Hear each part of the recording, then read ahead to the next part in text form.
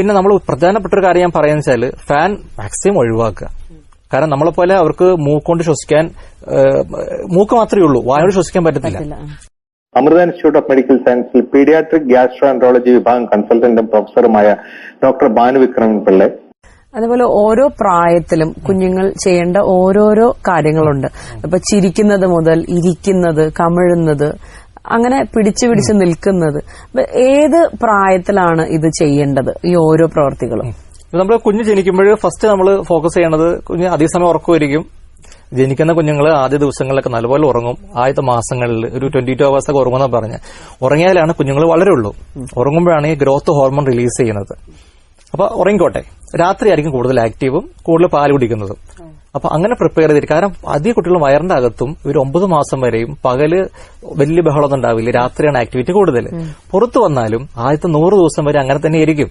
അപ്പൊ കുഞ്ഞുങ്ങൾ രാത്രി കരയുമ്പോൾ പാരന്റ്സ് കരുതിയത് വിഷമത്തിന്റെ കരയണമെന്ന് കരുതിയിട്ട് അവർ പൊടിയും പലതും കൊടുത്തു തുടങ്ങാൻ ശ്രമിക്കും. പക്ഷെ കുഞ്ഞ് രാത്രി കരയേണ്ടത് അവന് നാച്ചുറലാണ്, അതിന് പാലിന് വേണ്ടിയാണ്. അപ്പൊ അമ്മ എന്താ ചെയ്യണമെന്ന് വെച്ചാൽ പകല് കുഞ്ഞ് ഉറങ്ങുമ്പോൾ കൂടെ കുറച്ച് വിശ്രമിക്കുക, എന്നിട്ട് രാത്രി എഴുന്നേറ്റിരുന്ന് അതിന് നല്ലപോലെ ഫീഡ് ചെയ്യുക. അല്ലെങ്കിൽ അത് വേറെ ചപ്പിക്കൊണ്ടിരിക്കും, ന്യൂട്രീറ്റീവ് സക്ക് എന്ന് പറയും. കുഞ്ഞ് ഹാപ്പി ആയിരിക്കും. അത് 100 ദിവസം കഴിയുമ്പോൾ നമ്മളെ പോലെ അത് പകല് കളിച്ചോളും, രാത്രി ഉറങ്ങി തുടങ്ങിക്കോളും. അപ്പൊ അതുവരെ നമ്മൾ ശരിക്കും പാരന്റ്സ് അതൊന്ന് സഹിച്ച് അത് അഡ്ജസ്റ്റ് ചെയ്തേ ഒക്കൂ. എല്ലാ കരച്ചിലും ശരിക്കും പറഞ്ഞാൽ വിശന്നിട്ടോ അല്ലെങ്കിൽ ഇതിനോട്ട് കരയുന്നതല്ല. അപ്പൊ കുഞ്ഞ് അമ്മ അടുത്ത് വരാൻ വേണ്ടി കരയും, കുഞ്ഞിന് തണുപ്പ് വന്ന കരയും, പാല് കുടിച്ചിട്ട് ഗ്യാസ് കയറി കഴിഞ്ഞാൽ ചിലപ്പോൾ കരയും. അങ്ങനെ പല കാരണങ്ങളുണ്ട് കരച്ചിലിന്. പിന്നെ അമ്മയുടെ സമീപം, അമ്മ അടുത്ത് വരാൻ വേണ്ടിയും. പിന്നെ നമ്മൾ പ്രധാനപ്പെട്ട ഒരു കാര്യം ഞാൻ പറയുന്നത് വെച്ചാൽ ഫാൻ മാക്സിമം ഒഴിവാക്കുക. കാരണം നമ്മളെപ്പോലെ അവർക്ക് മൂക്കൊണ്ട് ശ്വസിക്കാൻ മൂക്ക് മാത്രമേ ഉള്ളൂ, വായോട് ശ്വസിക്കാൻ പറ്റത്തില്ല. 6 മാസം ഒരു വയസ്സ് വരെയൊക്കെ നമ്മൾ പരമാവധി പാകപ്പെട്ട് വരുന്നതേ ഉള്ളൂ.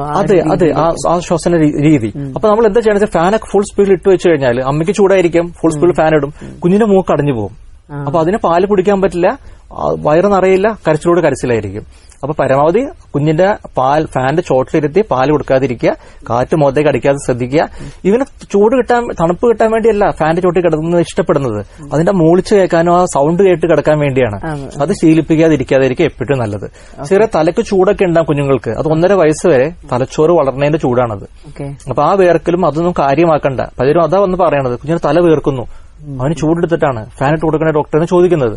പക്ഷെ അത് വലിയ ബുദ്ധിമുട്ടിലേക്ക് പോകും. ഈ മൂക്ക് കടഞ്ഞു കഴിയുമ്പോൾ കഫക്കെട്ട് വരും, കുഞ്ഞിന് മറ്റു പ്രയാസങ്ങളൊക്കെ വരും, പാൽ കുടിക്കാൻ പറ്റില്ല, ശ്വസിക്കാൻ പറ്റില്ല. അപ്പൊ ചോദിച്ചു വന്ന പോലെ കുഞ്ഞുങ്ങള് ഈ ആദ്യത്തെ സമയങ്ങളിൽ ഒരു ചിരിയായിരിക്കും ആദ്യം നമ്മൾ നോട്ടീസ് ചെയ്യുന്നത്. ഒരു ഉറക്കത്തിൽ കിടന്ന് ചിരിക്കുക, അത് കഴിഞ്ഞിട്ട് അമ്മയായിട്ടൊരു കോണ്ടാക്ട്, അമ്മേനെ മനസ്സിലാക്കി എടുക്കുക ആദ്യ ദിവസങ്ങളിൽ. അത് കഴിഞ്ഞ് ഗ്രാജുവലി നമ്മൾ ശ്രദ്ധിക്കേണ്ട കാര്യങ്ങൾ, കുഞ്ഞ് ഒരു കഴുത്ത് നമ്മൾ ഇത്തിരി ഒന്ന് ലിഫ്റ്റ് ചെയ്യുമ്പോൾ, കൈ ഇങ്ങനെ പൊക്കുമ്പോൾ കഴുത്തിരി ബലം പിടിക്കുക, അല്ലെങ്കിൽ എടുക്കുമ്പോൾ ഒരു ബലം നമുക്ക് തോന്നും കഴുത്തിന്, അത് നെക്ക് ഹോൾഡിംഗ് എന്ന് പറയുന്നത്. അത് കഴിഞ്ഞ് കുറച്ച് കുഞ്ഞ് അത് കമരും. അപ്പൊ ഒരു 3-4 മാസത്തിനുള്ളിൽ നെക്ക് ഹോൾഡിംഗ് വന്നോളും. കമരുന്നത് കുറച്ചുകൂടി ടൈം എടുക്കും. ചിലർ 4 മാസത്തിൽ കമരും, ചിലർ 5-6 മാസത്തെ റേഞ്ച് ഉണ്ട് ഇതിന്. എല്ലാവരും ഒരേപോലെ ചെയ്യണമെന്ന് നിർബന്ധമില്ല. ഇനി ഇത് നീണ്ടു പോവാണെങ്കിൽ ചില ഒത്തിരി വയറ്റുള്ള കുട്ടികളൊക്കെ ചിലപ്പോൾ കമരാൻ ചിലപ്പോൾ വൈകിയിരിക്കാം. എന്നാലും ചിലപ്പോൾ ഇത് നീണ്ടു പോകണം, കുഞ്ഞ് കമരുന്നിട്ടില്ല, നമ്മൾ ഒരു 6 മാസം നോട്ടീസ് ചെയ്യണം. ഇതിനൊപ്പം തന്നെ വേറെ എന്തെങ്കിലും പ്രശ്നങ്ങളുണ്ടോ എന്നുള്ളത്, ലൈക്ക് കോൺസ്റ്റിപ്പേഷൻ. ഇപ്പൊ ചില കുട്ടികളുണ്ട് ഇരിക്കാൻ വൈകും, അല്ലെങ്കിൽ ചിലർ എഴയാനോ ഇതിനൊക്കെ കുറച്ച് ഡിലേ തോന്നുകയാണെങ്കിൽ നമ്മൾ ശ്രദ്ധിക്കേണ്ട കാര്യം, 8 മാസമായി കുഞ്ഞ് കമന്നിട്ടില്ല, അല്ലെങ്കിൽ അത്രയും വെയിറ്റ് ചെയ്യേണ്ട കാര്യമില്ല. കോൺസ്റ്റിപ്പേഷനോ മറ്റെന്തെങ്കിലും പ്രശ്നം ഉണ്ടെങ്കിൽ, കാരണം തൈറോയ്ഡ് എന്നുള്ളൊരു അസുഖം കാര്യമായിട്ടുണ്ട്. അപ്പൊ treatable cause of mental retardation ആണ് തൈറോയ്ഡ് എന്ന് പറഞ്ഞു കഴിഞ്ഞാൽ. 1000 കുട്ടിക്ക് തൈറോയ്ഡ് ഉണ്ടെന്നാണ്. അതുകൊണ്ട് നമ്മൾ ജനിക്കുമ്പോൾ എല്ലാ കുട്ടികളും തൈറോയ്ഡ് സ്ക്രീൻ ചെയ്തിട്ടാണ് ഹോസ്പിറ്റലിൽ നിന്ന് വിടുന്നുള്ളൂ. എന്നാൽ പോലും അത് കഴിഞ്ഞിട്ട് നമ്മൾ തൈറോയ്ഡ് പിന്നെ വന്നേക്കാം. അത് ചിലപ്പോ 3-ാം മാസവും 4-ാം മാസം 5-ാം മാസം ആയിരിക്കാം. അപ്പൊ കോൺസ്റ്റിപ്പേഷൻ കുഞ്ഞിൽ കാണുന്നുണ്ടെങ്കിൽ, മലബന്ധം, വയറ്റിൽ നിന്ന് പോകാൻ പ്രയാസം, സാധാരണ കുഞ്ഞുങ്ങൾക്ക് 3-4 ദിവസം എത്തി പോകുന്ന കുട്ടികളുണ്ട്, ഡെയിലി പോകുന്ന കുട്ടികളുണ്ട്, എല്ലാവരും ഒരുപോലെയല്ല. എന്നാലും 4 ദിവസം കഴിഞ്ഞിട്ടും വളരെ ഈസി ആയിട്ട് മോശം പാസ് ചെയ്യുന്നുണ്ടെങ്കിൽ അത് നോർമലാണ്.